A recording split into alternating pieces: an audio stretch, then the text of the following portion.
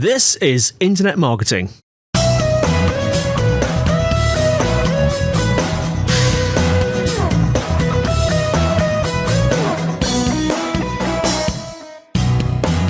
Brought to you by SiteVisibility at SiteVisibility.com.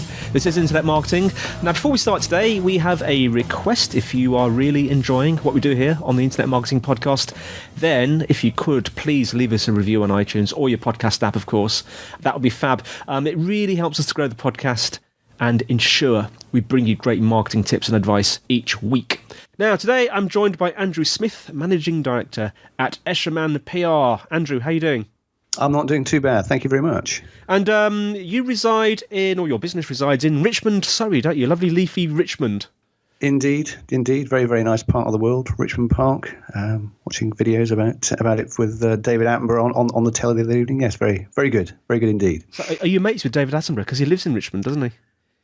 I'd be lying if I said that he was my best mate, but yeah, you occasionally see him sort of around the town. But yes, there we are. If only this was a wildlife podcast, but it's not. It's about internet marketing. It might get wild later. Yes. Yeah. So let's start off. Tell us a little bit about yourself and Escherman PR. Okay, well, I like to characterise myself as an old digital native. I began my career, back in 1985 as a journalist. And back in those days, for me, PR stood for proportional representation. Yeah. I had no clue that this whole area existed. So after a couple of years working as a journalist, I realised that, God, these PR people seem to get paid a lot more money than me, and it seems a right doddle. I'll give that a go. Mm. So I moved into the world of PR and soon discovered within 5 minutes it's a lot more complicated than that. But I'd always had an interest in technology. So it's one of in fact, my only minor claim to fame is that I was apparently the second person in Britain to send a press release by email. Well, that was 27 years ago that I did that. At the time, I think there were about 5 journalists in the country who had email addresses. And one of them happened to be a chap called Jack Schofield, who at the time and was for many years the tech editor at The Guardian. And he picked up on the fact that I'd done it. And because people always ask, well, who was first? And it was a chap called Frank Amani, who was the then PR manager at Apple. So he beat me by about 2 weeks. Yeah. But we were the first guys to do it. So I discovered the glory of the web back in the early 90s. I think I'm right in saying I was the first PR person in Britain to build a web page. Took me a couple of weeks. Yeah. Involved in things like CompuServe and the like. So I've been immersed in digital for a couple of decades. That's how I like to characterize it.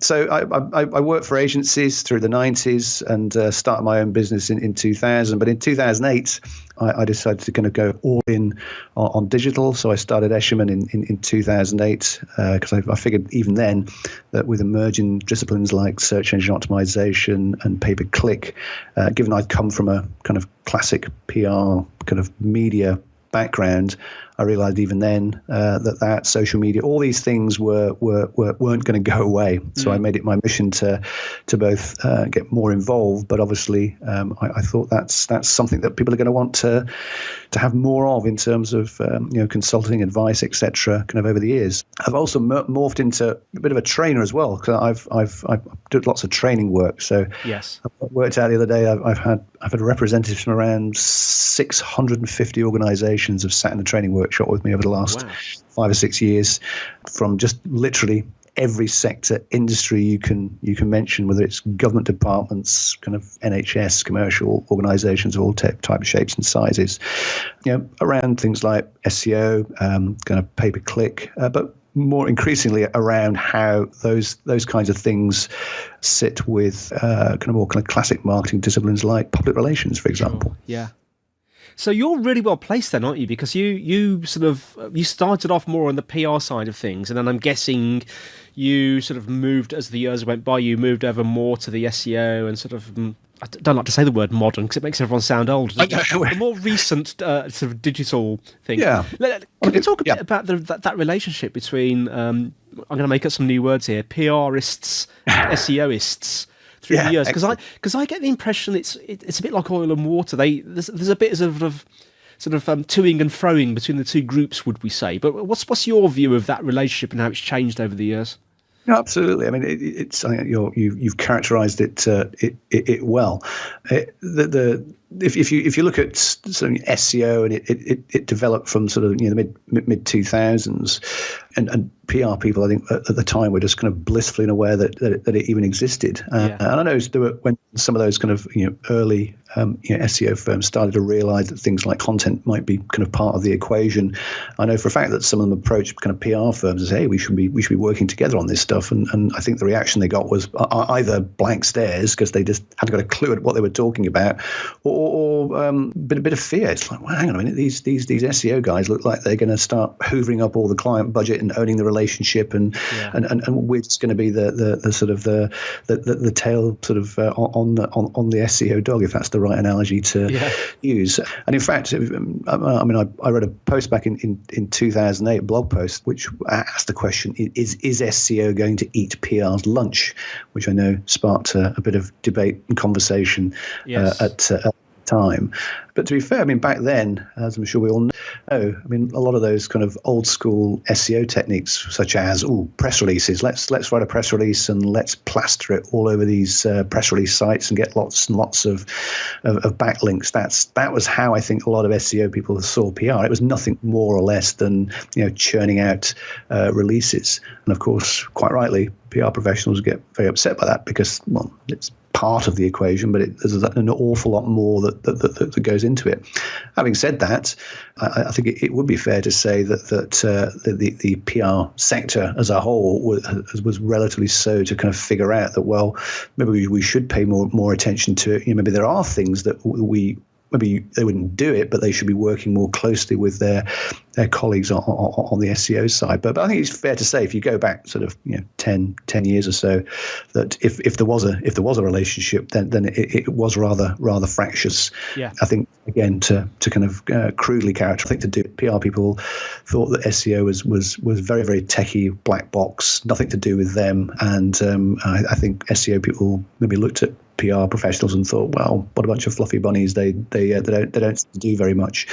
And clearly it's not that isn't the case. But that I think would have been true 10 years ago. Has the relationship improved over time? I'd like to think it's getting better. It's like anything. There's clearly kind of room for improvement. It's probably worth mentioning, there are the PR sector, well-established trade bodies. There's the Chartered Institute of Public Relations. There's the Public Relations Consultants Association. These two very fine bodies regularly or annually kind of conduct surveys of the sector. And I've just been noting that for the last several years, both of those organisations have noted that when asked, PR professionals typically list SEO as a skill that they really ought to get more involved with and more time on. But I also note that when you actually ask PR professionals typically what do you actually do in a normal working day, SEO typically is not there. It's typically right down at the bottom. So there's a gap there. There's an aspiration, I think, on the part of PR professionals, not necessarily to be the people who are going to do the work, but they certainly need to understand it more, so they can make more informed decisions about when they should be working more closely with SEO specialists. Conversely, there's probably an education job for SEO specialists to kind of better understand what it is that PR is about, and it's not just about press releases. Do you ever see a time when sort of either SEO will absorb PR into it, or PR will absorb SEO into it? Basically, what I'm trying to say is, do you think they'll ever merge into one thing, or do you think there'll always be that sort of separation?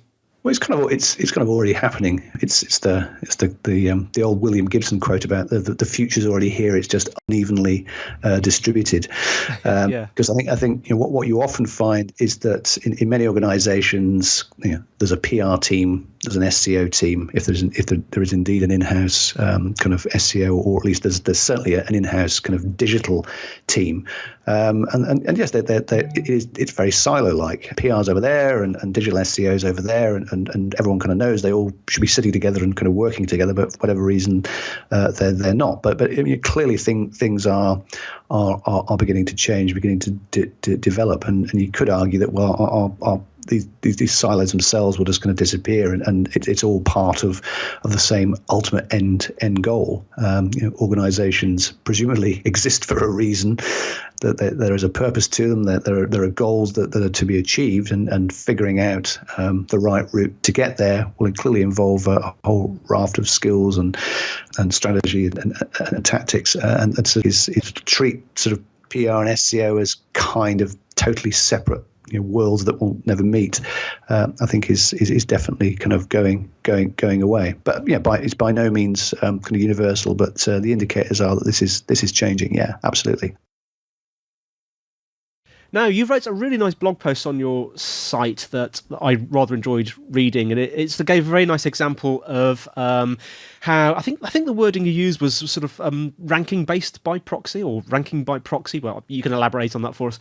Yeah. And it also had a very nice, juicy ream of comments afterwards, where there's a bit of an argy-bargy. But tell us a little bit about this approach of sort of ranking by proxy, and how sort of you can take this sort of PR approach to SEO, sure. If that's the right phraseology.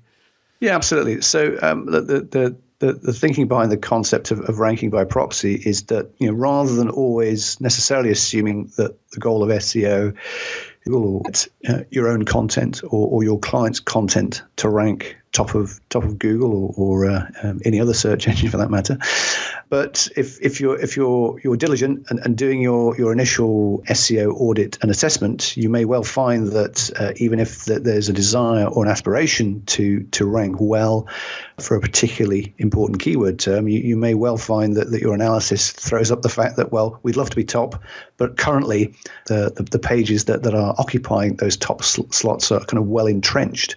Yeah. Typically because whether it's a Wikipedia page or it's sites that have been around for decades, and quite rightly have accumulated all the necessary factors to sit at the top. So the chances that a brand new site that was created yesterday is somehow miraculously overnight going to knock those kind of people off the top, it's unlikely, shall we say. However, does that mean we should just give up and go? Well, maybe not, because is it possible that you could get a piece of content to rank highly in Google from a third party? Yeah. And interestingly, from a PR perspective, media sites, particularly high-profile media sites, typically in the eyes of Google and other search engines, have high domain authority, high trust. Therefore, would it be worth considering what it would take to get a piece of content on one of those sites, or better still, get one of their journalists to write something that would serve a similar purpose, namely that it would have a better chance of ranking well, and that if someone was to search and then to click and to read that result, that you end up effectively with the same outcome, whether it's awareness, visibility, or obviously the holy grail. The journalist actually includes a backlink, which will, as we all know, will deliver endless goodness for us. So that post was really to kind of highlight that as an approach, partly because coming from the PR angle, I strongly suspected that this was an aspect of gaining online press coverage that many PR professionals didn't even occur to them, that this was something they should think about or factor in when trying to get that coverage.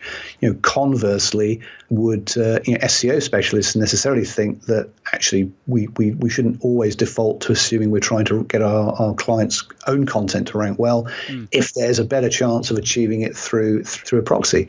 And yes, you kindly mentioned that when I wrote that post, it did generate, shall we say, a little bit of a minor controversy. Yeah. I think some people in the SEO world interpreted what I was saying as SEO people do not have the necessary skill sets to gain backlinks from journalists, and various people told me no in certain terms that they had achieved precisely that. And that really wasn't what I was getting at. Yeah. I was more suggesting that PR professionals for decades, many decades, have been trained and skilled in building relationships with journalists to gain coverage, and this was just a kind of natural kind of byproduct of the kind of thing that they would already naturally do, and perhaps with respect that a more old school SEO tactic of simply contacting a journalist and saying, "Give me a backlink," probably might result in a rather kind of rude, a rude reply back from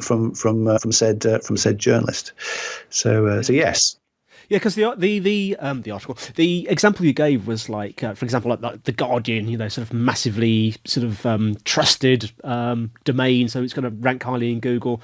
Like doing an article on, some sort of social media analytics or something like that, and then if you were one of the commentators on it. But what interested me was that you mentioned in that blog post about, I mean, ideally, if you could get a backlink, that would be fantastic. But a lot of sites these days do the no follow thing, or they just won't give a link. You talked a little bit on the blog post about ways you could possibly get these organisations to do backlinks. Could you tell us a little bit about that? Yeah, and you're absolutely right, because it sounds great in theory. Wow, let's just get journalists to include backlinks in their articles, and heaven awaits. Yeah. And clearly the practical reality, and I get this feedback a lot from PR professionals and SEOs alike, that quite often you might find the journalists would love to do it, but they can't for whatever reason. Whether it's because, and this is you may find sort of strange in the modern world, and what is generally known about how Google operates, but a lot of publishers don't like linking out to other sites, whether they think we want to keep the audience on our site, because that's how we make our money, because we get the ad revenue by showing the banner ads to the eyeballs. Yeah. But I think I'm on fairly safe ground to say that many experts in the world of SEO would say, well, actually, from a Google perspective, they'd find that rather unnatural. And their expectation of a natural link profile is both you receiving inbound links as well as linking out.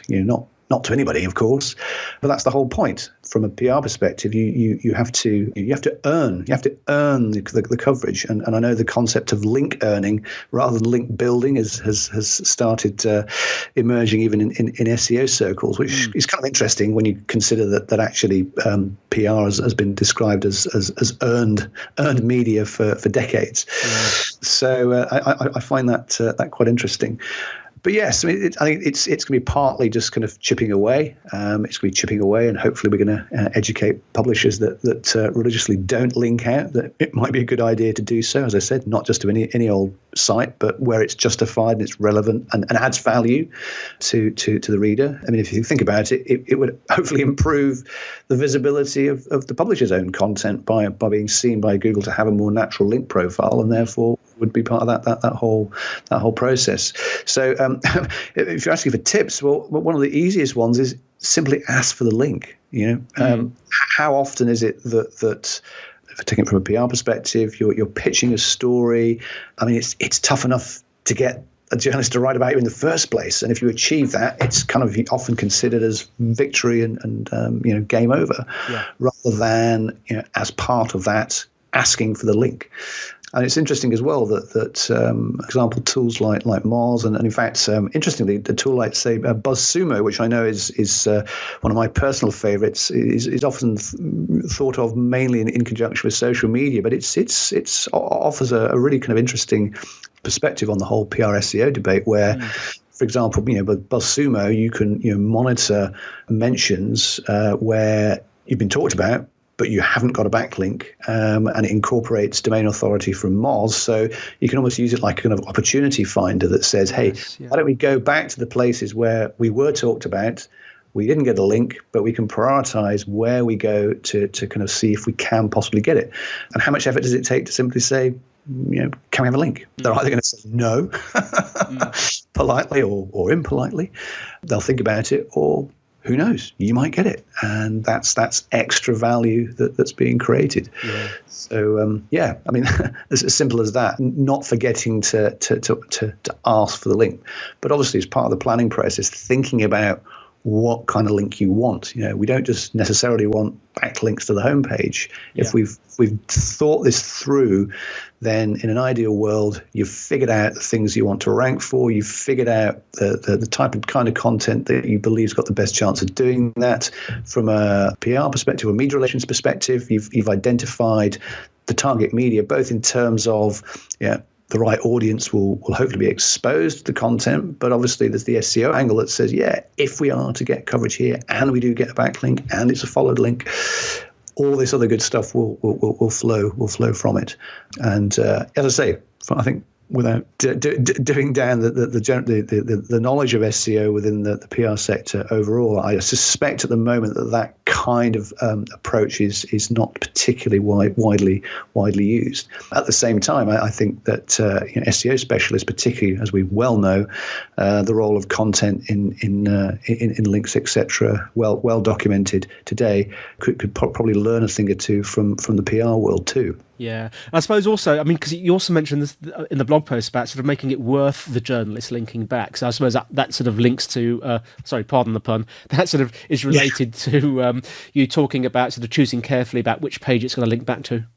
Yeah, absolutely right. Yeah. Because again, even when people do think, oh, let's get a link, it's great, back to the homepage. But that, as we well know, is not necessarily the right page to potentially have the best chance of ranking well. It goes back to it's SEO 101. What are the keywords we want to rank well for? Is it just because the managing director wants us to rank number one, even though only 2 people in the country look for it? Versus these are the keywords and the phrases that we know that the target audiences actually do use. If we were to get these kinds of positions, this is the likely incremental extra traffic we would get from that. Finally, we're doing all the other things right, then this in principle is what it should translate to in terms of a very, very concrete outcome. And it's not, it isn't necessarily always going to be the homepage that you want to be linked back to. So definitely that should be thought of. So let's talk about measurement, because if you've got like a backlink, that's going to be relatively straightforward, Google Analytics, whatever. But how do you measure sort of PR or the effects of some PR-oriented sort of activity when there's no backlink? How do you measure that? Yeah, so I think we could be here until midnight talking about yes measurements. It's going to be a long show, folks. It'll be a very long show. Yes, don't go away. No, I mean in all seriousness, the whole debate around measuring and evaluating public relations, it was a thorny topic when I first started in PR back in the 1980s, and it quite frankly hasn't gone away. I think all we can say is that there's been increasing pressure on the PR sector to demonstrate, what actual value. I mean, without getting kind of drawn too much into the kind of the granular nature of the debate, but one of the continuing burning issues around PR is a metric called advertising value equivalence. Yeah. So for the benefit of those that are unfamiliar with it, I'll try and explain it. The idea is that PR isn't just about media relations. It's not just about getting coverage, but assuming, for example, you did get that piece on The Guardian, and it does or it doesn't contain a link, what is that worth? So a crude method of putting an economic value on it is to say, well, what would it have cost for us to advertise on that space? Now, of course, in the world of digital, it gets even more complex and an even more kind of ropey comparison, because AV is rooted in the days of print media. For argument's sake, it would have cost, I don't know, £50,000 to take out a full page ad in the FT. Hey, look, we got a half-page story about us in the FT. Ipso facto, is that story worth $25,000? Yeah. And then to complicate it further, of course, editorial coverage is more valuable than advertising. So let's multiply that number by 3, for example. An apparently arbitrary number, or pick any number you like. But the point being, you end up with a number. You end up with a number that's got a pound sign or a dollar sign in front of it. For many years, or certainly since I've worked in PR, then managements everywhere have kind of probably realized it wasn't a particularly robust metric, but it kind of did the job. But increasingly that's being called into question, and should PR only be kind of valued in terms of digital column inches? Almost certainly not. Having said that, there's clearly ways in which you can understand some of the effects of that coverage. Clearly, if you get a link, then you can look at the traffic figures in GA. You can look at things like the trust flow domain authority of the page involved, which might allow you to calculate some form of SEO impact and an SEO value, which if you're really good at it, you would be able to put a reasonably accurate economic value on that contribution. So without being a consultant about it and saying it depends, I mean, it clearly depends. I think all I would say is that the ability to have more robust ways of measuring and understanding the actual impact of public relations is clearly there, and some of the tools have been around and with us for some time. And if you kind of read my blog posts, I've talked for many years about how Google Analytics, when it's set up properly, can be used as a more kind of broad-based measurement and evaluation platform, not just for public relations, but for digital kind of marketing generally. But that's probably another podcast to go into the detail on that. Yeah. So just finally, I mean, we talked about a fair few things today, sort of along these lines of sort of PR versus, or the union of PR and SEO, if that was possible, sort of some nirvana type state.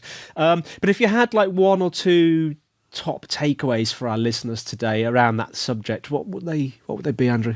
Okay, so if I coming up from the PR perspective, there's a PR firm called Edelman. I think I'm right in saying that they're still the world's largest privately held PR consultancy, and for the best part of a decade, if not longer, they've run a kind of annual global study called the Edelman Trust Barometer. Very simply, finding out who do people trust?